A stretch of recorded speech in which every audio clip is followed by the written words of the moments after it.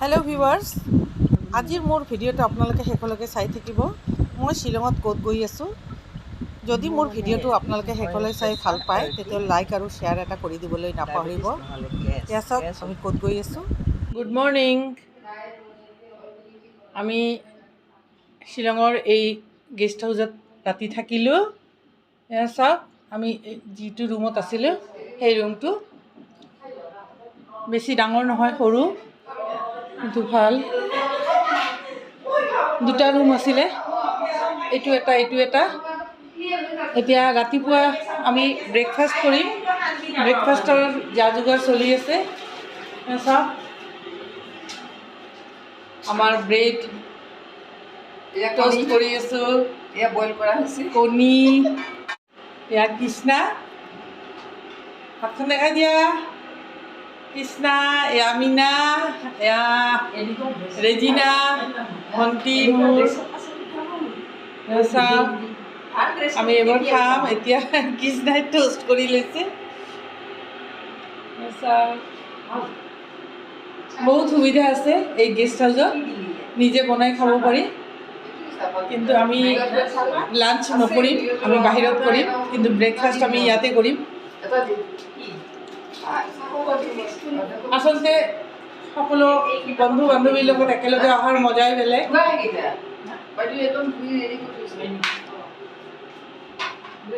এতিয়া আমি ৰেডি হৈ আছোঁ লাহে লাহে চবেই। এতিয়া ওলাই আহি আছে, হাতখন দেখাই।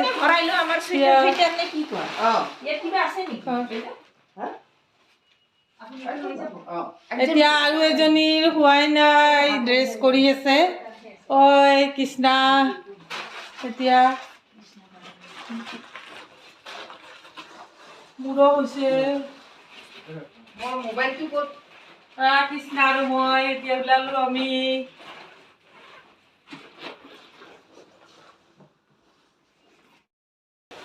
আমাৰ চবৰে হৈ গ'ল ড্ৰেছ, এতিয়া আমি ওলাই যাম।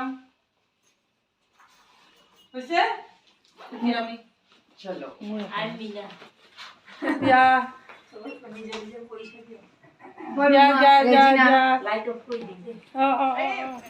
চাওক, ওপৰৰ পৰা একদম পেণ্টালুনছ ওচৰতে হয়। আমি এই ইয়াতে গেষ্ট হাউচত আছোঁ। সেয়া ওপৰৰ পৰা চাওক কিমান ধুনীয়া ভিউ।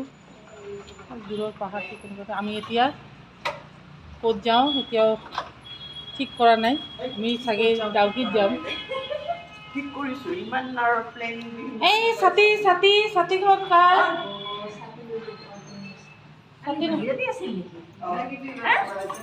এতিয়া আমি ডাউকি যাম। বৰষুণ দিলে ছাতি লাগিব, সেইকাৰণে এতিয়া আমি ওলাই আছোঁ চবেই।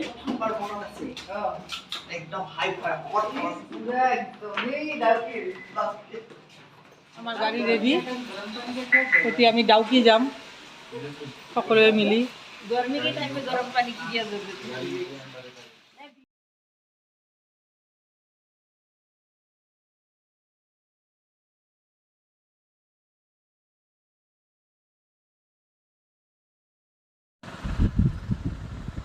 আমি বহুত ৰাতিপুৱাই ওলাইছোঁ।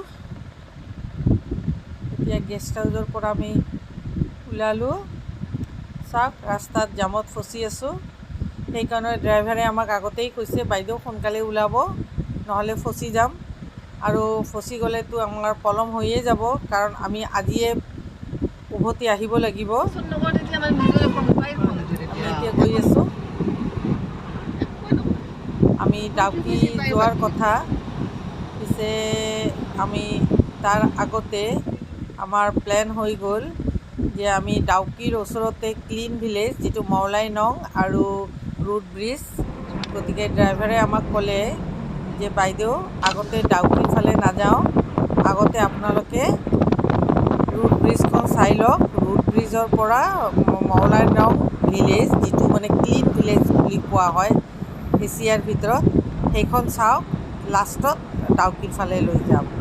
তাৰমানে খুব এটা দূৰত নহয়, তিনিওটা ঠাই ওচৰে পাঁজৰে। সেইকাৰণে আমি ফাৰ্ষ্টতে ৰুট ব্ৰিজলৈ গৈ আছোঁ। এয়া চাওক, বাটত ইমান ধুনীয়া ৰাতিপুৱাৰ শ্বিলংখন বহুত ধুনীয়া লাগে। চাওকচোন, দূৰৰ পৰা পাহাৰবিলাক কিমান ধুনীয়া লাগে। পিছে ঠাণ্ডা একেবাৰেই নাই, আমি বহুত গৰম পাইছোঁ, ৰ'দো ওলাইছে। ৰ'দ ওলাইছে বাবে ভালেই হৈছে, নহ'লে বৰষুণ দিলে আমাৰ যোৱাটো অসুবিধাই হৈ গ'লহেঁতেন। সেইবাবে শ্বিলঙক Scotland of the north east বুলি কোৱা হয়। এনেই নামাকৰণ কৰা হোৱা নাই। শ্বিলংখনৰ সৌন্দৰ্য বহুত ধুনীয়া। চাওক, দূৰৰ পৰা পাহাৰবোৰ ইমান ভাল লাগে। আমাৰ ওচৰতে শ্বিলং, গতিকে আহিবলৈ বেছি সময়ো নালাগে। মাজে সময়ে শ্বিলঙত আহিলে মনটো ভাল লাগি যায় আৰু।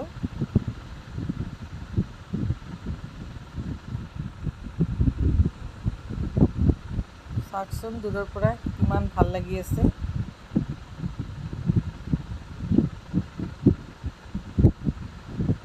অলপ পিছত আমি ৰোড ব্ৰিজ পামেই।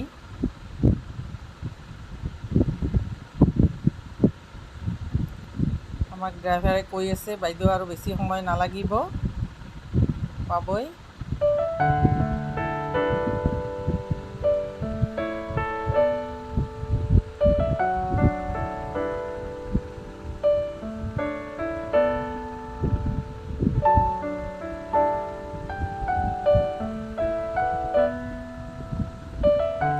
আচলতে শ্বিলঙত চাবলগীয়া বহুত ঠাই আছে। বহুত ঠাই আমি গমেই নাপাওঁ। সেইবোৰ ঠাইত আমি যোৱাও নাই।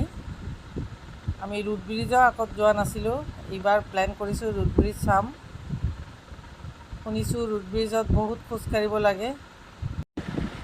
এতিয়া আমি বাটতে ৰেষ্টুৰেণ্ট এখনত নামি দিলোঁ, কাৰণ আমি মৰ্ণিঙত ভালদৰে খাই অহা নাই, সেইকাৰণে ভোকো লাগিছে।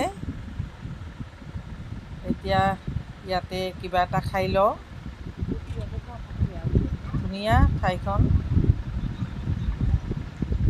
ৰেষ্টুৰেণ্টটোও ধুনীয়া, দূৰৰ পৰা ভালেই লাগিছে।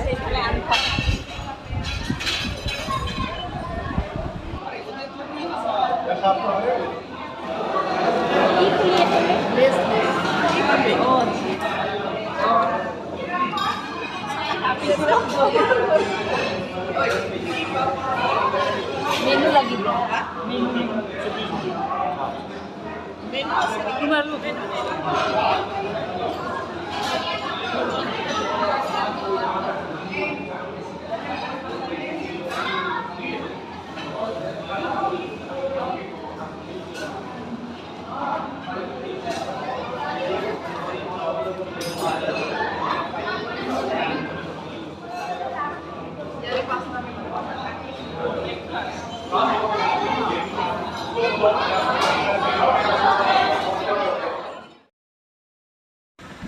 ৰেষ্টুৰেণ্টখনত বহুত ভিৰ, পলম হৈ আছে, সেইকাৰণে আমি অলপ কিবা এটা অৰ্ডাৰ কৰিছোঁ, যাতে সোনকালে দিয়ে আৰু সোনকালে আমি খাই পেলাই ওলাই যাব পাৰোঁ, কাৰণ সিফালে আমাৰ নহ'লে পলম হৈ যাব।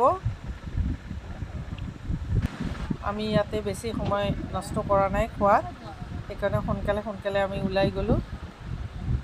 এয়া আমাৰ ড্ৰাইভাৰ ৰৈ আছে আমাৰ কাৰণে। এতিয়া আমি ইয়াৰ পৰা ৰোড ব্ৰিজলৈকে যাম, এয়া কৃষ্ণা। এতিয়া আমি ইয়াৰ পৰা ওলালোৱে, এতিয়া গৈ আছোঁ আমি। চাওক ৰাস্তাবোৰ কিমান ঠেক।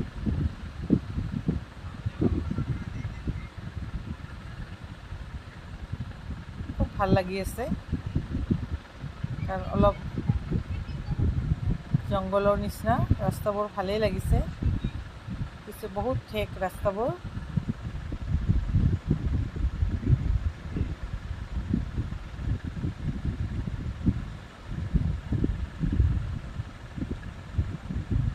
দুইফালে গছ গছনি, তাৰ মাজেৰে গৈ বহুত ভাল লাগিছে, কাৰণ আমাৰ ফালেতো এনেকুৱা গছ গছনি দেখাই নাযায়, চব কাটি শেষ।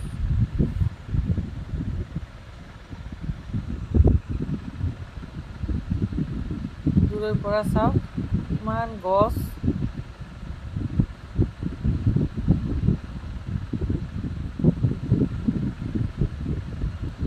ৰাস্তাবোৰো বহুত ঠেক।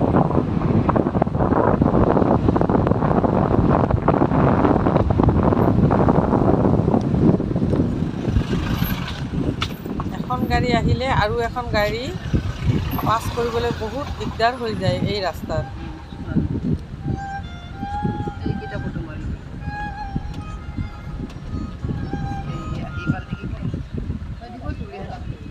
এয়া আমি ৰোড ব্ৰিজ পালোঁৱে।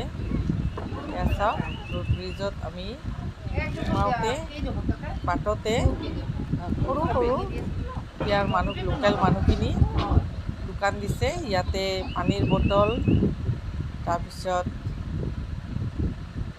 কাটি থোৱা আনাৰস, সৰু সৰু বস্তু কিছুমান সিহঁতে এইবিলাক বনাইছে, এইবিলাক বিক্ৰী কৰে।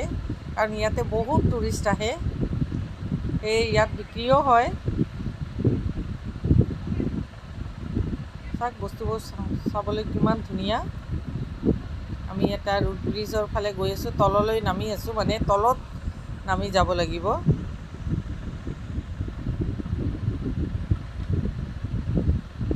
এয়া গৈয়ে আছোঁ আমি। চাওক কিমান চাফা, ইয়াতে ডাষ্টবিন থৈ দিছে, কিমান চাফা। ইয়াত ঠায়ে ঠায়ে ডাষ্টবিনৰ নিচিনা লগাই থৈছে। ইয়াতে এটা বস্তু খাই পেলাব নোৱাৰি, কিমান চাফা, চায়ে ভাল লাগি যায়।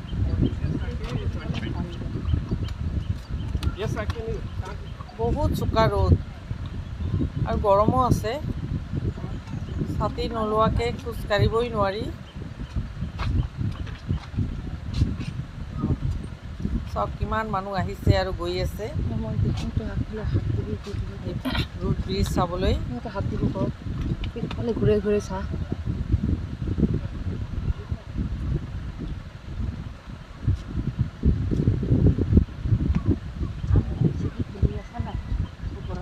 চাওকচোন কিমান আহি আছে মানুহ।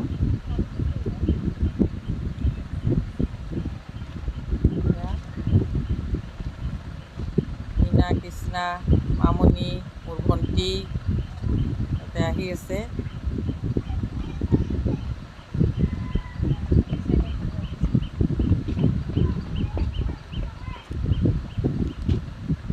কিমান মানুহ নামি আছে ইয়াতে। এই সৰু সৰু দোকানবোৰত চাওক, তিয়ঁহ কাটি থৈছে, আনাৰস, পানীৰ বটল, চিপছ, তাৰপিছত ফ্ৰুটি।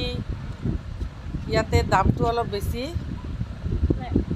এটা পানীৰ বটল 10 টকাৰ পানীৰ বটলটো 20 টকা লয়। আচলতে ল'বই, ইয়াতে কঢ়িয়াই অনা বহুত দিগদাৰ, বহুত ভিতৰুৱা ঠাই, সেইকাৰণে দামটো অলপ বেছি লয়। আৰু উপায় নাই, যেতিয়া পিয়াহ লাগে তেতিয়াতো খাবই লাগিব। সেয়ে আমিও পানীৰ বটল কিনিছোঁ ইয়াৰ পৰা। চাওক এই মানুহখিনি তলৰ পৰা উঠি আহিছে, কিমান টায়াৰ্ড হৈ গৈছে, ইয়াতে বহি লৈছে। এতিয়া আমিও তলত নামি আছোঁ। পিছে চিন্তা হৈছে তলত নামিতো যাম, পিছে উঠিম কেনেকৈ, কাৰণ উঠোতে বহুত ভাগৰ লাগে।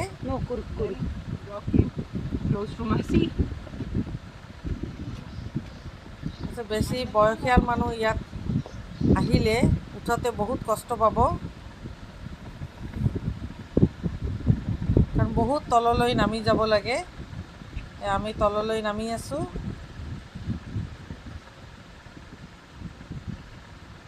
এয়া দূৰৰ পৰা চাওক, তলৰ ঝৰ্ণা কিমান ধুনীয়া লাগিছে, দেখিছেনে? মানুহখিনি তলত নামি আছে।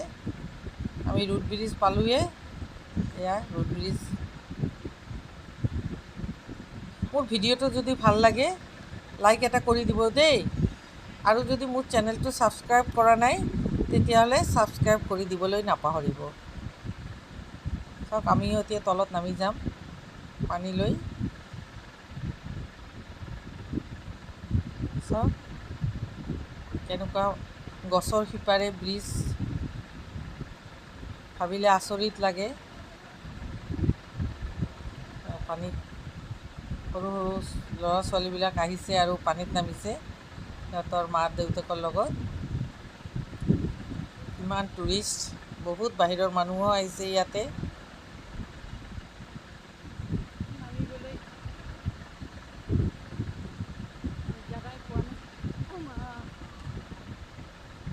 ভাবিবই নোৱাৰি ইমান তলত, ইমান ধুনীয়া ঠাই।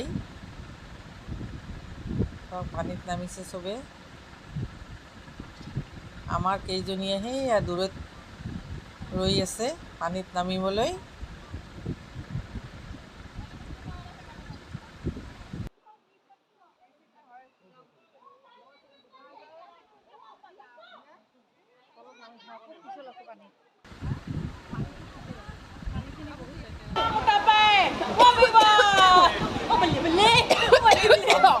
তলৰ পৰা ৰৈ থৈছে। দেখাত কি ধুনীয়া, কেনেকুৱা আচৰিত লাগে।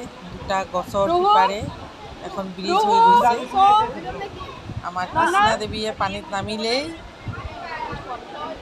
মীনাটো বহি আছে, এয়া তিনিজনীয়ে একদম পানীত মাজত গৈ ফটো উঠাই আছে।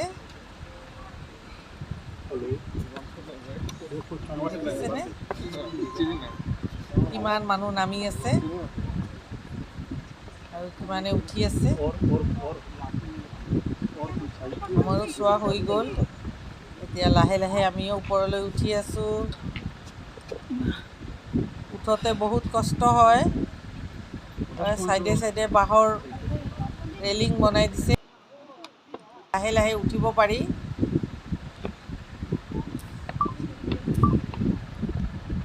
উঠোতে বহুত ভৰি বিষাই যায়।